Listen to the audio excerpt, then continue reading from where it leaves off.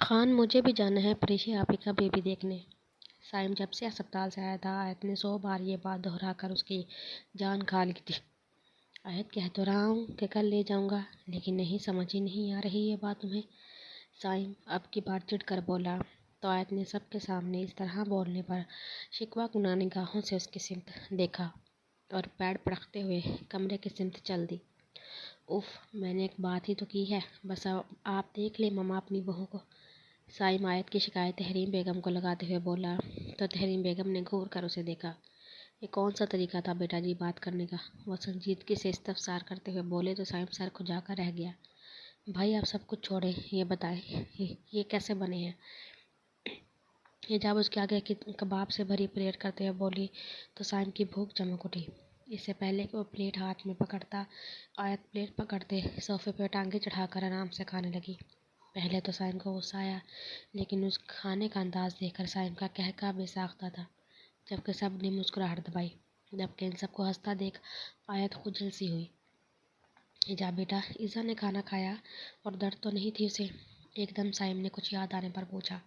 نہیں بھائی، پہلے اسے بھوک نہیں تھی، اب میں لے کر جا رہی ہوں، بس پھر سونا بھی ہے۔ جب کھانے کی ٹرے ہاتھ میں پکڑتے سب کو شب بخیر کہتی کمرے کی سمت چلتی۔ پتہ نہیں میرے گھر کو کس کی نظر لگ گئی ہے، تحریم بیگم اداسی سے بولی تو سامان صاحب نے انہیں تسلی دی۔ اب کیوں پریشان ہو رہی ہیں؟ اللہ پاک ہے نا، وہ ہر کام کسی نہ کسی بہتری کے لیے ہی کرتا ہے۔ ان کی بات پر سائم نے بھی تائید کرتے کہا، بے شک۔ آپ پریشان ہو کر اپنی طبیعت خراب نہ کریں، ریسٹ کریں جا کر، میں ایزا کو دیکھتا ہوں۔ وہ ان کے ماتھے پہ بوسہ دیتا ہوا وہاں سے اٹھ گیا۔ ایزا جلدی سے اٹھو، کھانا کھاؤ، میں نے بنایا ہے آج، وہ اسے ہلاتے ہوئے اشتیاق سے بولی تو اس نے مندی مندی آنکھوں سے اسے دیکھا۔ میرا بالکل دل۔ اس سے پہلے کہ وہ بات مکمل کرتی سائم بول پڑا، کیوں دل نہیں ہے میرے بچے کا؟ کہیں درد تو نہیں ہو رہا؟ وہ اس کے زخم کا معائنہ کرتا ہوا بولا، ہو رہا ہے بھائی، یہ سوچ کر درد ہو رہا ہے کہ میری وجہ سے اتنی پریشانی چل رہی ہے۔ وہ آنکھوں میں آنسو لیے بولی تو سائم نے بے ساخت اسے گلے لگایا۔ حجاب مجھے ٹیوب پکڑاؤ، میں لگا جاتا ہوں خود ہی، اور آیت کہاں رہ گئی ہے؟ وہ حجاب سے بولا، ساتھ ہی آیت کے متعلق پوچھا۔ میرا نام لیا، میں حاضر، آیت کالر جھاڑتے ہوئے بولی تو سائم نے اس کے زخم پہ دوائی لگاتے ہوئے نفی میں گردن ہلائی۔ جانے دو، شیطان کا نام لیا، شیطان حاضر، حجاب بے ساختہ اس کی تصدیق کرتے ہوئے بولی تو آیت نے ایک جھامپڑ اس کے کمر پہ رسید کیا۔ سائم اور عیسیٰ ان دونوں کی نوک جھوک پہ مسکرا دیے۔ چلو حجاب، کھانا کھلا کر سلا دینا اسے، میں اپنے کمرے میں جا رہا ہوں۔ وہ آیت کو اشارہ کرتے کمرے سے چلا گیا۔ میں بھی یہیں رہوں گی۔ جب آیت کی بات سن کر الٹے قدموں کمرے میں واپس آیا۔ اپنی ٹانگوں پہ سلامت جانا چاہتی ہو نا؟ وہ مسکراتے ہوئے تنبیہی نگاہوں سے اسے دیکھتے ہوئے بولا تو اس کی نظروں کا مفہوم سمجھتے ہوئے آیت نے مسکراہٹ دبائی۔ نہیں، میں آپ کی ٹانگوں پہ چل کے جانا چاہتی ہوں، میں دیکھنا چاہتی ہوں کہ جب آپ کی ٹانگیں مجھے لگیں گی تو میں کتنی لمبی ہو جاؤں گی۔ وہ اس کا مذاق بناتے ہوئے بولی تو سائم نے دانت پیسے۔ آیت، مجھے اگلے 5 منٹ میں کمرے میں چاہیے ہو، میری بات اپنے ذہن میں بٹھا لو۔ وہ تنبیہی آواز میں اسے بولتے ہوئے کمرے سے نکل گیا۔ بول تو ایسے رہے ہیں جیسے خرید کر لائے ہیں، وہ منہ بنا کر اس کی نقل اتارتے ہوئے بولی اور ان دونوں کو شب بخیر کہتی کمرے سے نکل گئی، جبکہ اس کے جاتے ہی وہ دونوں فقط مسکرا کر رہ گئی۔ کھانا کھاتے ہی حجاب نیچے جا کر برتن سمیٹ کر آئی اور بستر پر دراز ہو گئی۔ چلو سو جاؤ تم بھی، میڈیسن کھا لی تھی نا؟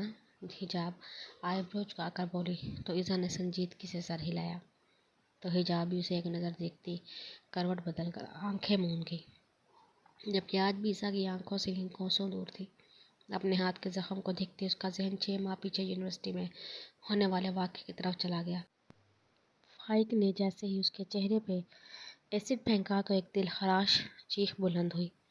آیت جو یونی سے گیٹ سے باہر آ رہی تھی، ایزا کو ہاتھ پکڑتے تڑپتا دیکھ بھاگ کر اس کے پاس پہنچی، جبکہ پاس ہی ایک گرا تڑپ رہا تھا جس کے چہرے کی ایک طرف حصہ بری طرح جھلس چکا تھا۔ عفان جو گاڑی میں بیٹھ کر یونی کے باہر ایک لڑکا لڑکی کو کب سے باتیں کرتا دیکھ رہا تھا، اس پہ ایزا کا گمان ہوا۔ لیکن ایزا کیسے ہو سکتی ہے؟ وہ تو کسی ارے گہرے سے بات ہی نہیں کرتی۔ عفان بڑبڑانے والے انداز میں بولا تو سائم نے نہ سمجھی اسے دیکھا تو عفان نے کچھ نہیں کہہ کر بات ختم کر دی۔ لیکن جیسے جیسے گاڑی آگے بڑھتی گئی، عفان کا شک یقین میں بدل گیا اور ساتھ کھڑا شخص کوئی اور نہیں، فائق تھا۔ سب سے زیادہ جھٹکا تو اسے اس کے پیچھے بندھے ہوئے ہاتھ میں موجود چیز سے لگا۔ عفان کو کسی انہونی کا احساس ہوا تو ٹریفک کی صورتحال دیکھی جو جوں کی توں تھی، لیکن کچھ تو کرنا تھا، اس لیے کچھ سوچتے ہوئے سائم کو بتائے بغیر پیدل ہی یونی کی طرف دوڑ لگا دی، اس سے پہلے کہ فائق کے ہاتھ میں موجود ایزا کے اوپر گرتا۔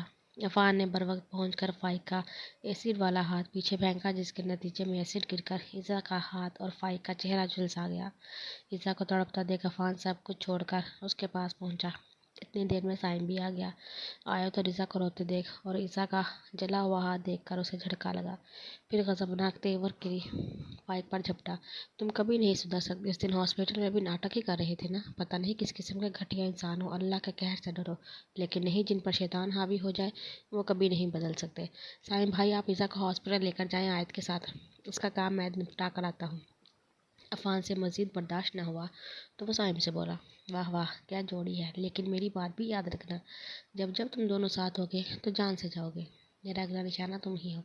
وہ درد کے مارے تڑپتا پاگلوں کی طرح ہنستے ہوئے بولا۔ اسی دوران اس کا ساتھی گاڑی لے کر آ گیا۔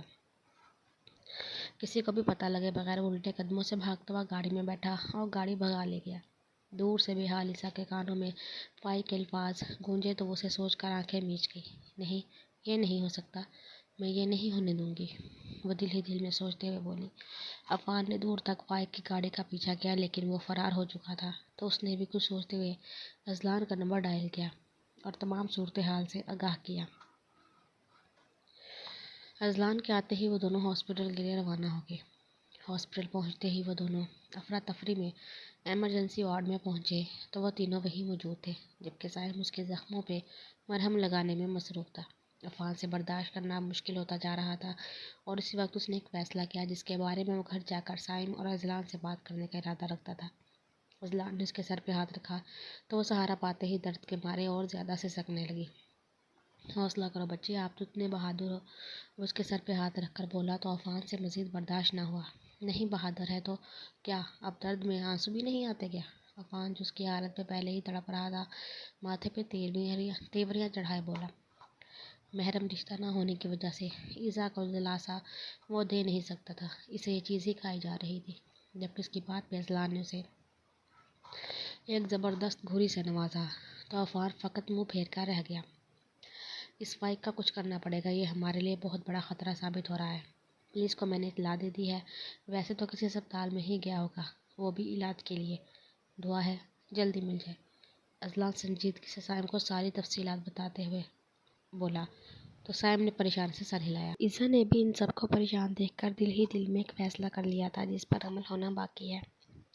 عفان اور ایزا کی نظریں ملی تو ایک کی نظروں میں دوسرے کے لیے محبت ہی محبت تھی، جبکہ دوسرا اس کی نظروں میں پنپتے جذبوں سے نظریں چرا گیا۔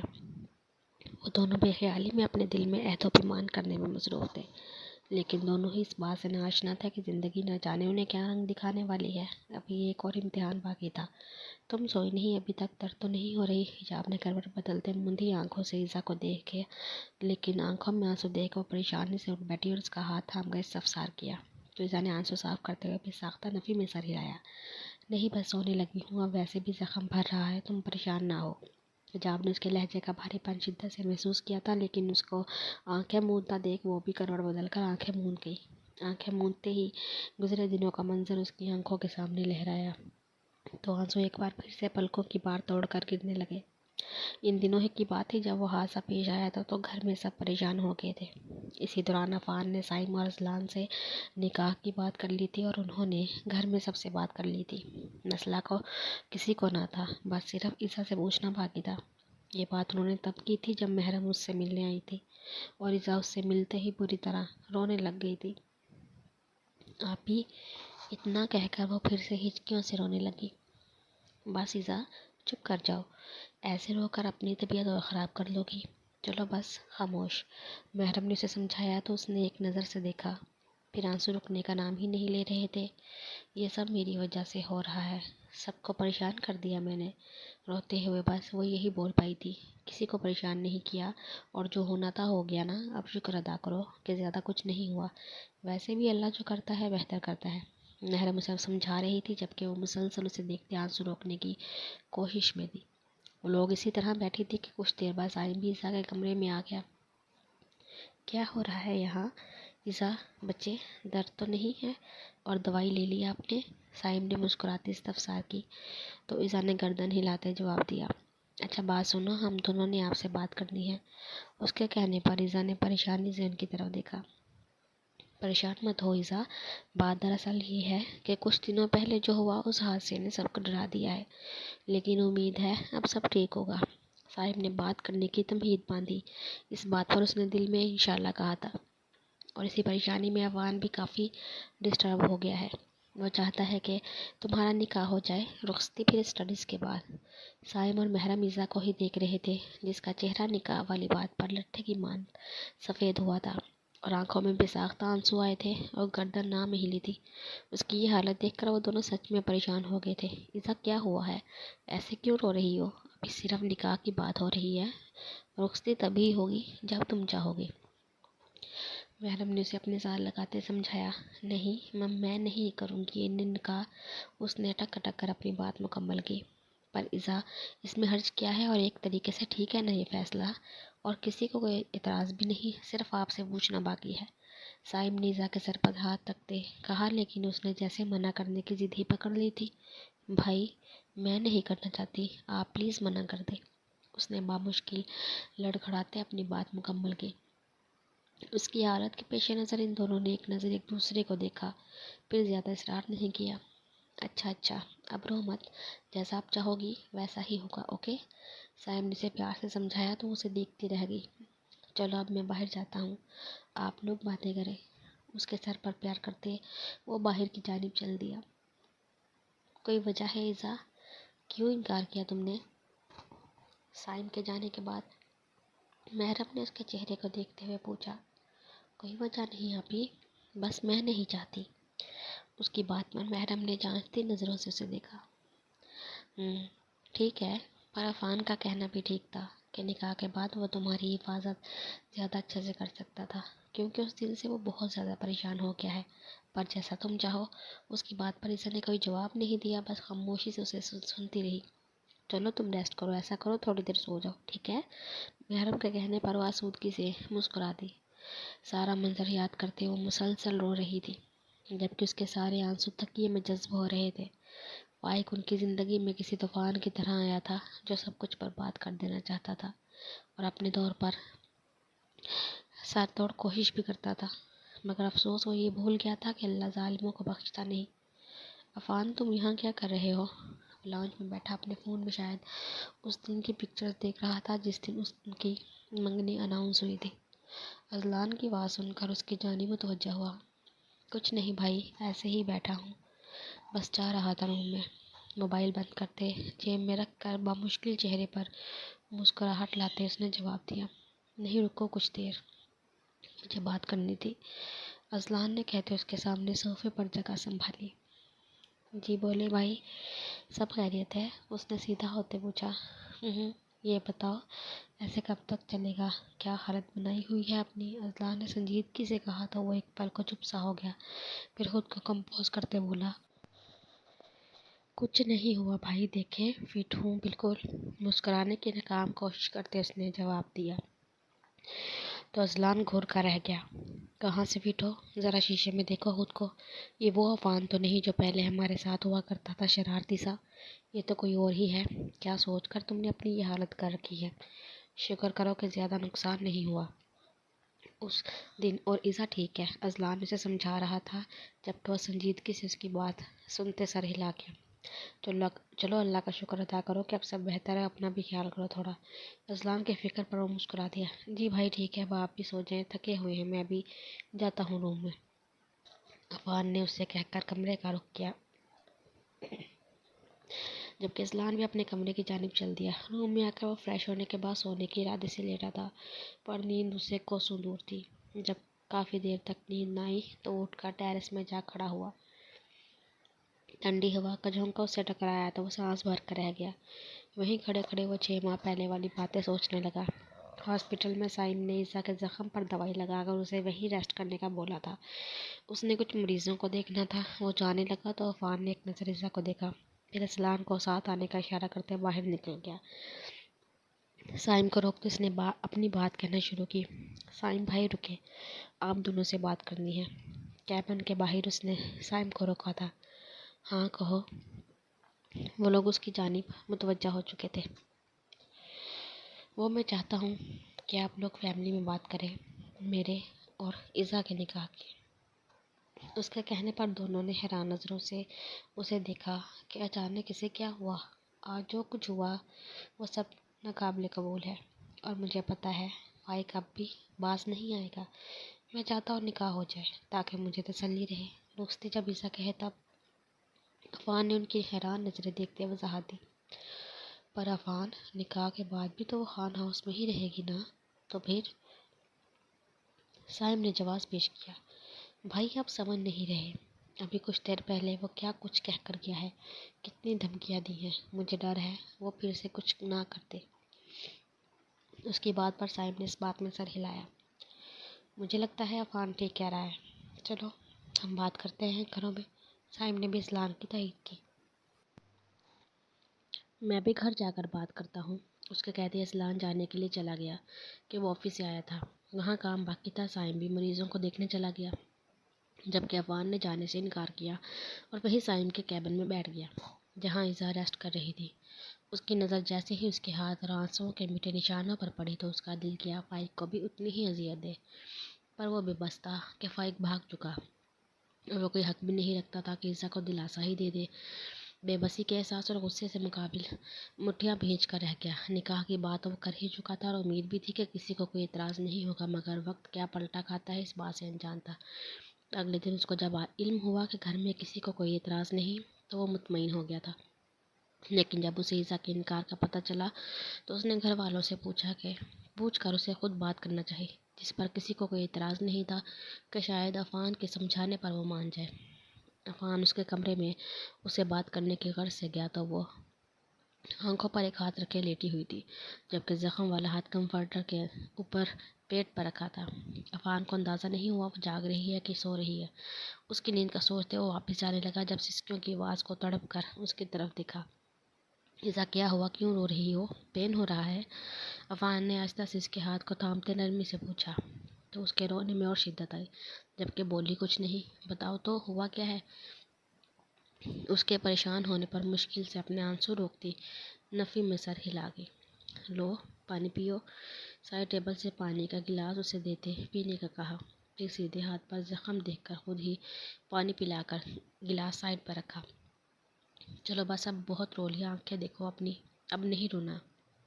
عفان اسے پیار سے سمجھایا تو دوبارہ اس کی آنکھیں بھیگی۔ اسے روتا دیکھ عفان یہی بھول گیا تھا کہ اس کو بات کیا کرنی تھی۔ جب یاد آیا تو اس کی طرف دیکھا جو اب بھی سو سو کرتی آنسو روک رہی تھی، لیکن پہلے سے کافی نارمل ہو چکی تھی۔ چلو اب بتاؤ کیوں انکار کیا ہے نکاح سے؟ عفان کے پوچھنے پر اس نے کوئی جواب نہیں دیا، جبکہ اپنی گود میں رکھے ہاتھ کو دیکھنے لگی۔ میں کچھ پوچھ رہا ہوں عیسیٰ، کیا حرکت ہے یہ، کیوں منع کیا ہے؟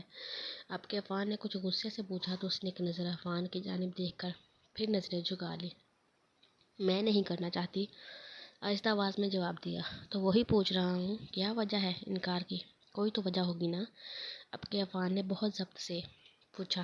نہیں ہے کوئی وجہ، عیسیٰ نے اس کی جانب دیکھتے جواب دیا۔ اس کا جواب سن کر عفان اٹھ کر جانے لگا۔ ٹھیک ہے مرضی تمہاری۔ وہ اٹھ کر جانے لگا ہی تھا، پھر عیسیٰ کی آواز پر عفان رکا۔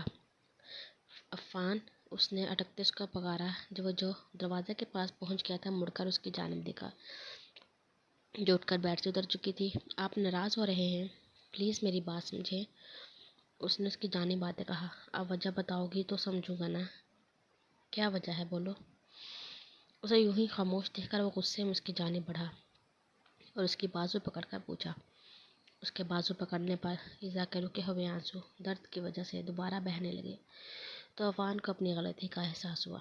Sorry Isa, I am sorry, please رو مت، اچھا چپ پلیز۔ میں غصے میں اسے روتا دیکھ کر عفان نے اپنے آپ کو کوسا، کیا ضرورت ہے اتنا غصہ ہونے کی؟ اس کے آنسو صاف کرتے ہوئے بولا تو اس بات میں سر ہلا گئی۔ اسے بیڈ پر بٹھا کر خود وہیں زمین پر بیٹھا۔ اب بتاؤ، کوئی وجہ تو ہوگی نا؟ ایسے کون انکار کرتا ہے؟ اب بھی وہ بہت ضبط سے پوچھ رہا تھا، جبکہ ذا کے دماغ میں بس وہی فائی کا جملہ گونج رہا تھا جس میں اس نے عفان کو دھمکی دی تھی کہ اس کا اگلا نشانہ وہ ہے۔ بس میں نہیں چاہتی، کیا آپ لوگوں کے لیے میری کوئی مرضی نہیں؟ اس کے اس طرح کے سوال پر عفان پھر سے غصے میں آ گیا۔ تمہاری مرضی کی اہمیت ہے؟ جب بھی پہلے سائم بھائی اور محرم نے بات کی اور اب میں کرنے آیا ہوں۔ عفان کو تب چڑھی تھی اس کی مرضی والی بات پر۔ تو پھر کیوں کر رہے ہیں آپ ایسا فورس، جب میں ابھی نہیں کرنا چاہتی نکاح؟ اس نے بہت مشکل سے جی کڑا کر کے یہ الفاظ کہے تھے۔ وہ یہی جانتی تھی۔ اس کی ایک ہی بات سن کر عفان نے ایک نظر غصے سے اسے دیکھا، پھر اٹھتا ہوا بولا، ٹھیک ہے، جیسے تمہاری مرضی، اب کوئی تمہیں فورس نہیں کرے گا، اور میری طرف سے بھی مکمل خاموشی ہی ملے گی۔ ویسے بھی ہمارے راستے جدا کرنے کا ارادہ تو تم کر ہی چکی ہو۔ عفان کی بات پر ذرا تڑپ کر اس کی جانب دیکھا کہ اس نے ایسا تو کچھ نہیں سوچا تھا، پھر اسے اپنی جانب دیکھتے پا کر رخ پھیر کر آنسو صاف کیے، پر کہا کچھ نہیں، اور عفان ایک حسرت بھری نظر اس پر ڈالتا کمرے سے نکلتا چلا گیا۔ اس کے قدموں کی آواز پر ایزا نے پیچھے مڑ کر دیکھا۔ اس کی نظروں نے دور تک عفان کا پیچھا کیا، اور اس کے جانے کے بعد وہ وہیں بیٹھی اپنے ہاتھوں کو دیکھنے لگی، جبکہ آنکھوں سے آنسو مسلسل جاری تھے۔ فون کی رنگ ٹیون پر وہ حال میں واپس آیا جہاں شاید اس کے کسی دوست کی کال تھی۔ اس کی کال اٹھا کر کچھ کام کی بات کر کے فون رکھا اور وال پیپر پر لگی اپنی اور ایزا کی منگنی والی تصویر کو دیکھ کر تلخی سے مسکرایا، پھر سر جھٹک کر کمرے میں آ گیا۔ سائم جو ہاسپٹل جانے کے لیے زینے اتر رہا تھا، جب موبائل پہ آنے والی کال سے متوجہ ہوا۔ اصلان کالنگ دیکھ کر فوراً فون اٹھایا۔ حال احوال پوچھنے کے بعد اصلان مدعے کی بات پہ آیا۔ آج میرے پاس تمہارے لیے خوشی کی خبر ہے، فائق پکڑا گیا ہے۔ ابھی پولیس اسٹیشن سے ہی آ رہا ہوں، بہت برے حال میں ہے۔ وہ تو مکمل ٹریٹمنٹ نہ ہونے کی وجہ سے چہرہ بہت بری طرح خراب ہو چکا ہے۔ اصلان سنجیدگی سے اسے تفصیل بتاتے ہوئے بولا، ایسے لوگوں کے ساتھ یہی ہونا چاہیے، پتہ نہیں کیسے کسی گھر کی بیٹیوں پر نشانہ بنا لیتے ہیں۔ مجھے تو وقاص انکل اور آنٹی کے لیے افسوس ہو رہا ہے کہ ان کی اکلوتی اولاد نے یہ رنگ دکھا دیے ہیں، وہ افسوس کرتے ہوئے بولا، جبکہ نیچے لاؤنج میں بیٹھی عیسیٰ کا رنگ ان دونوں کی گفتگو سے پھیکا پڑ چکا تھا۔ یہ کیا ہو گیا؟ اپنے ہاتھوں سے سب کچھ برباد کر دیا، اب تو مجھ سے نفرت کرتا ہوگا نا؟ اب اگر نکاح ہو بھی گیا تو ہمارا وہ حساب نہیں ہوگا، لیکن وہ سمجھے گا کہ یہ سب کچھ میں نے اسی کے لیے کیا ہے، یہ سارا کچھ اس فائق کی وجہ سے ہوا ہے۔ وہ آنکھوں میں نمی لیے بڑبڑانے والے انداز میں بولی، اپنی اولاد تو اچھی تعلیم کے لیے باہر بھیجیں، لیکن ان کی مکمل طور پر نگہداشت کریں۔ آیا وہ کسی غلط کام میں ملوث تو نہیں، یا کسی غلط صحبت کا شکار تو نہیں ہو رہے؟ والدین کی طرف سے بیچا لاڈ پیار یا لاپرواہی ایسی اولاد کو بگاڑ دیتی ہے۔ پھر معاشرے میں فائق جیسے لوگ جنم لیتے ہیں جنہیں اچھے یا برے کام کی پہچان ہی نہیں ہوتی۔ اس کا نتیجہ والدین اور دوسرے لوگوں کو بھگتنا پڑتا ہے۔ کسی بچے کے رونے کی آواز پہ اس نے مودی مودی آنکھیں کھولی۔ 2 منٹ تو سمجھ نہیں آئی کہ ہو کیا رہا ہے، لیکن جیسے ہی شعور کی منزل پہ پہنچا تو ہڑبڑا کر اٹھا، کیونکہ وہ کوئی اور نہیں، اس کی اپنی عزیز و جان بیٹی تھی۔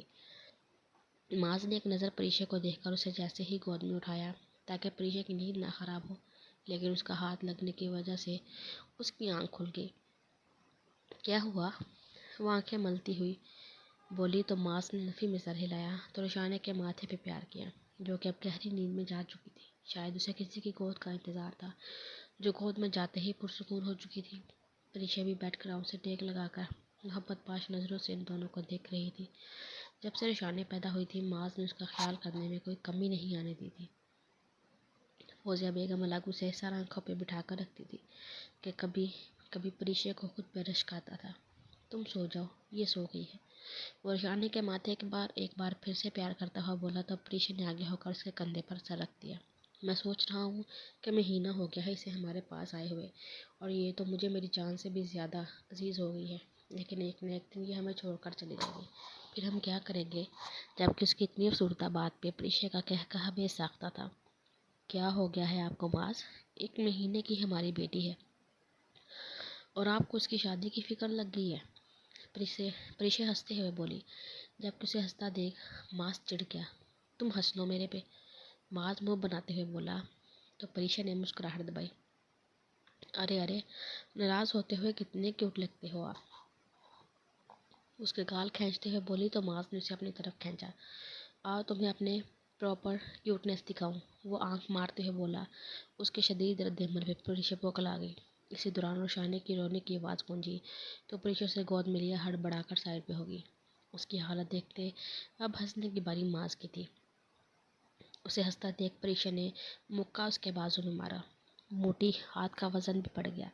اپنا بازو سے ہلاتا ہوا بولا اور واش روم کی طرف دوڑ لگا دی۔ پریشا کی خون خوار نظریں واش روم کے دروازے پہ ٹکی تھی۔